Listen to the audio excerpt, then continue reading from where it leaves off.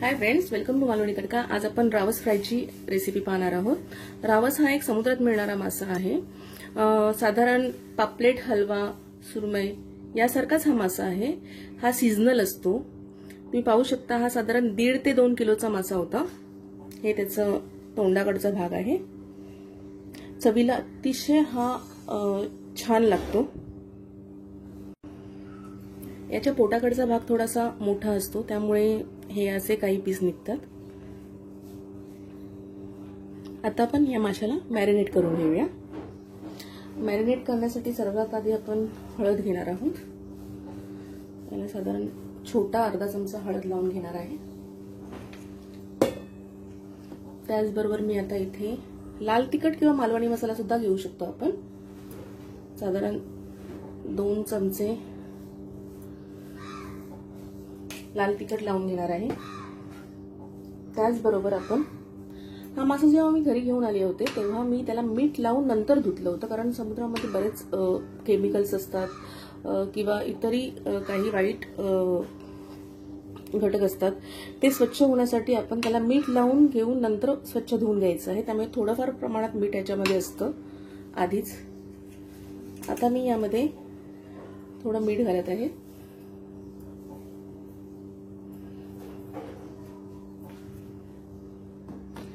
हे सर्व याला नीट लावून घेऊ आपण। हे असं मॅरिनेशन करून तुम्ही फ्रीज मध्ये ठेवू शकता।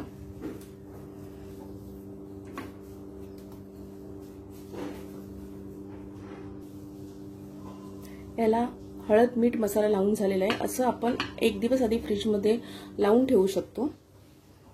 त्याचबरोबर आपण जेव्हा करायला घेणार आहोत त्याआधी आपण त्याला कोकम रस, आगळ किंवा लिंबाचा रस असं लावून घ्यायचं आहे। शक्यतो आंबट रस असतो तो तुम्ही आधी मॅरिनेशन करून ठेवू नका। तो आपल्याला जेव्हा करायचा असतो तेव्हाच आपण लावून घ्यायचं त्याला।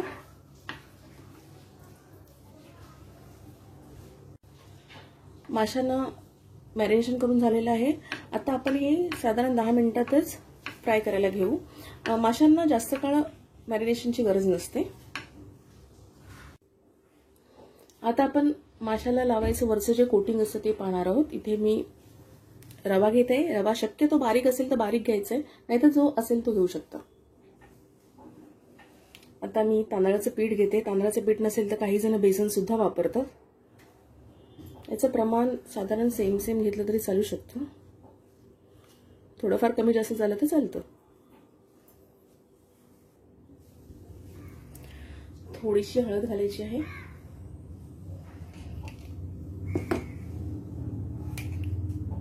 थोडासा मसाला घालायचा आहे। तुम्हाला जर कोटिंग प्लेन ठेवायचं असेल तर तुम्ही मसाला आणि हळद स्किप करू शकता, फक्त मीठ घालून घ्यायचे त्यामध्ये।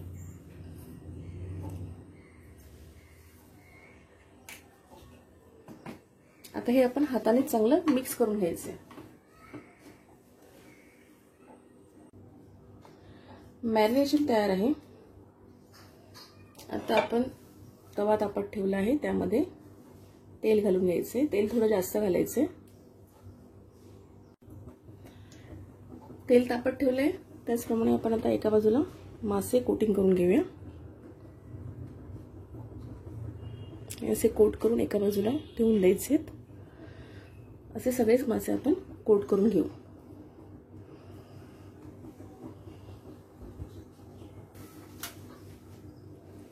तेल खूप छान तापवून घ्यायचे।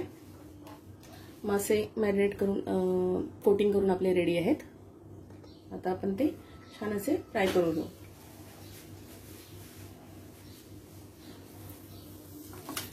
गॅस बारीक करून ठेवला आहे।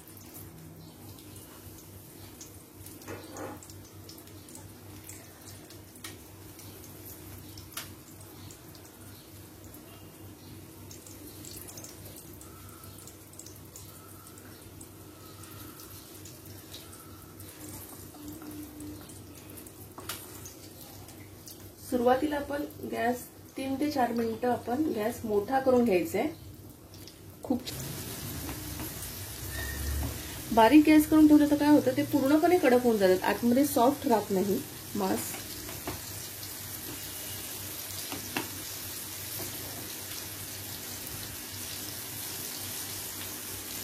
3 ते 4 मिनिटं झालेली आहेत.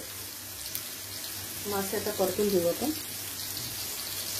मासे खूप नाजूक हाताने परतून घ्यायचे आहेत. मासे परतण्यासाठी तुम्ही अशा प्रकारचा चिमटा वापरू शकता. जर नसेल तुम्ही चाकूचा सुद्धा वापर करू शकता. चाकू आणि चमचा घेऊ शकता, किंवा जर काटे असतील तर तुम्ही अशा प्रकारे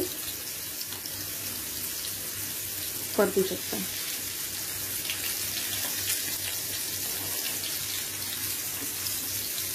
आता परतल्यानंतर आपण गॅस मध्यम करून घेणार आहोत.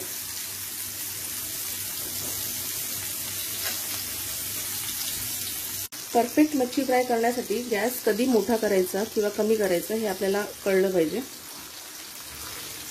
आता बारीक गॅस करून हे मी तिसऱ्या वेळेला परतत आहे. आता आपण गॅस बारीक करून ठेवायचा आहे.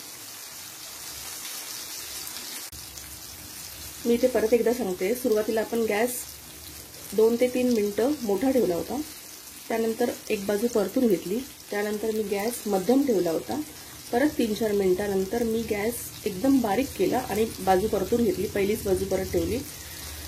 आता मच्छी फ्राय झालेली आहे, पण कडक करण्यासाठी आपण परत एकदा परतून साधारण 1 ते 2 मिनिटं फक्त बारीक गॅसवर ही शेकून घेणार आहोत. अशी मच्छी फ्राय केल्याने ती खूप छान अशी होते, वरून क्रिस्पी आणि आतून सॉफ्ट. रावस मच्छी फ्राय ही रेसिपी आपली तयार आहे. तुम्हाला ही रेसिपी कशी वाटली हे नक्की कळवा. लाईक करा, शेअर करा. अजून चॅनलला सबस्क्राईब केलं नसेल तर चॅनलला सबस्क्राईब करा. त्याचबरोबर सबस्क्राईबच्या बाजूला जे बेल घंटेचं जे चित्र आहे तेही प्रेस करायला विसरू नका. थँक्यू.